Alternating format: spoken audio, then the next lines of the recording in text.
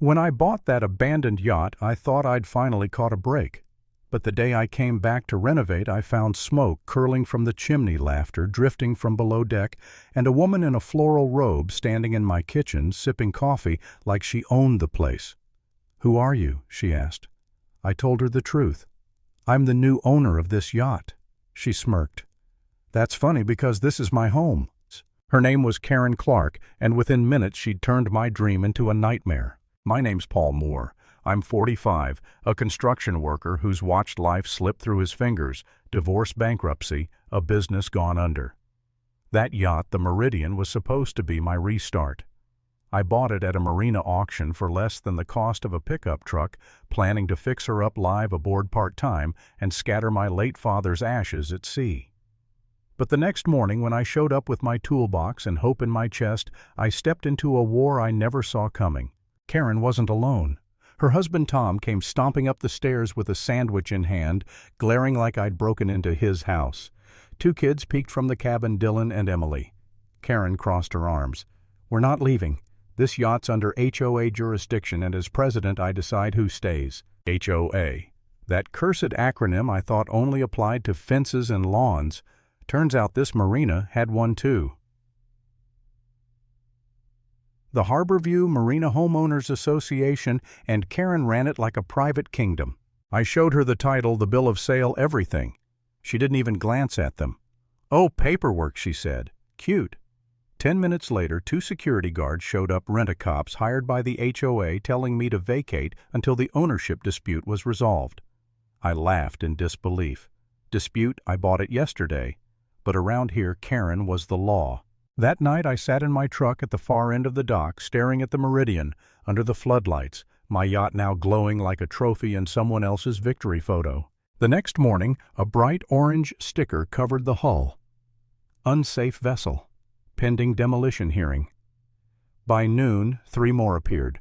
When I confronted Greg, the dock manager, he sighed. "Look, Paul, Karen runs everything. The HOA board the leases, even the cameras. Make her mad and life gets difficult." "Difficult," I said. "She's squatting on my damn yacht." He leaned closer. "Her husband used to work in code enforcement. Still has friends in the county office. They can bury you in paperwork." He wasn't kidding. That afternoon a post went up on the HOA bulletin board with my picture. The caption read, "Beware predatory property flipper attempting to evict a local family." Overnight, I became the villain of Harborview. By the end of the week, I'd received 5 violation letters, $3, $200 in fines for things like aggressive posture and unauthorized presence on private property. It would have been funny if it hadn't felt like the walls were closing in. I started sleeping in my truck, watching, recording. From the distance, I filmed Karen hosting dinner parties on my deck, her husband using my supplies to wash the hull, her kids fishing off the stern. My yacht had become the HOA's floating clubhouse. I tried appealing to the county clerk, a kind woman named Janet. She looked up my case and frowned.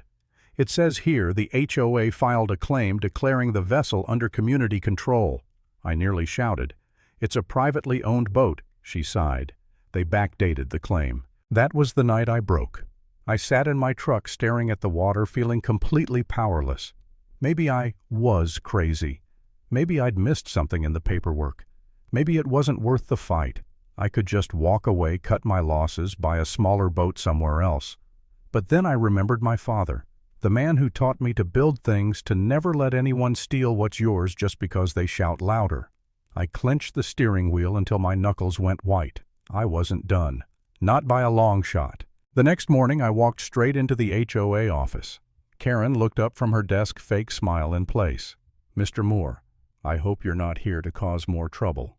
"Actually," I said, "I'm here to request copies of all HOA bylaws and dock management minutes for the last 5 years. Her smile faltered. "Why?" "Because I'm filing an appeal, and because I think you're lying." For a second, the mask slipped. Then she laughed.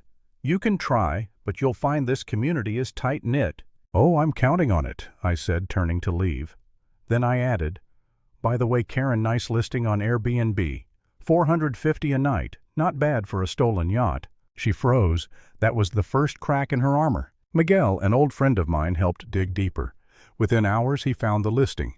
Luxury Marina Living, hosted by KC. Photos of my deck, my furniture, my woodwork. Dozens of glowing reviews. Karen was renting my yacht as a luxury stay using HOA funds to cover maintenance costs. It wasn't just petty abuse of power, it was fraud. I installed a hidden camera at the dock. In a week, I captured footage of her greeting guests, taking cash payments, even hosting HOA-only charter nights. When I brought the evidence to my lawyer, Rosemary Ree, she raised an eyebrow. She's using HOA authority to run a private business that's criminal misuse of property. I smiled grimly. Good, let's make it official. We sent a cease and desist letter. Karen read it in front of me, her voice dripping venom. You think this piece of paper scares me? No, I said. But the Coast Guard might. Her jaw tightened. People who cause trouble here don't last long. I didn't answer, just made sure the red light on my phone recording was flashing bright. Then came the real twist. Miguel discovered that the previous yacht owner, an old man named Harold Brennan, had listed Karen Clark as his caregiver. She'd changed his life insurance beneficiary 3 weeks before he died and collected $40,000. The HOA declared the yacht abandoned right after. She'd been planning this for years. Rosemary contacted the Coast Guard Investigative Service, who opened a formal inquiry. For weeks, I gathered proof photos, documents, videos. Every night I told myself patience. You don't knock down a rotten wall in one swing. You find the weak spots and push until it all collapses. And collapse it did. At the next HOA meeting, Karen stood at the head of the table smiling like a queen. Mr. Moore, she said, this session is to address your repeated violations. I didn't say a word. I just slid a folder across the table. What's this? She snapped.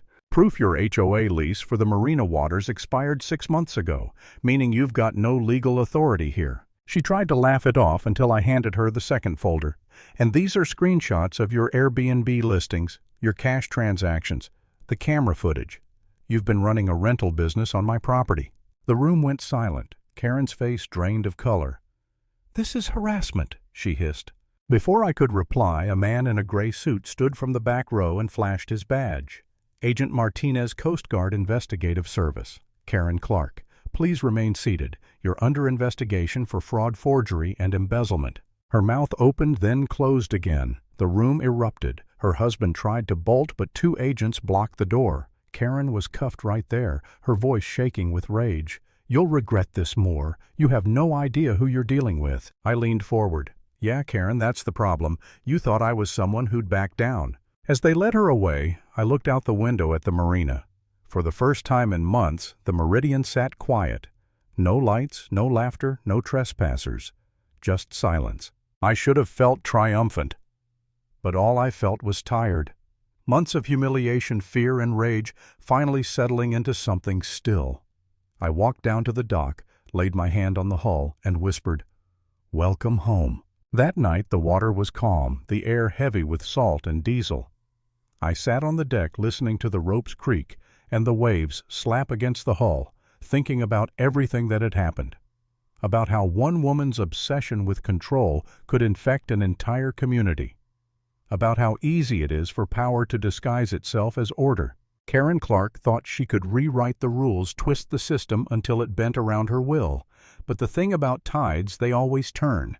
And when they do, no amount of paperwork, politics, or HOA fines can stop them. Lesson learned. Never let fear or authority convince you that wrong is right.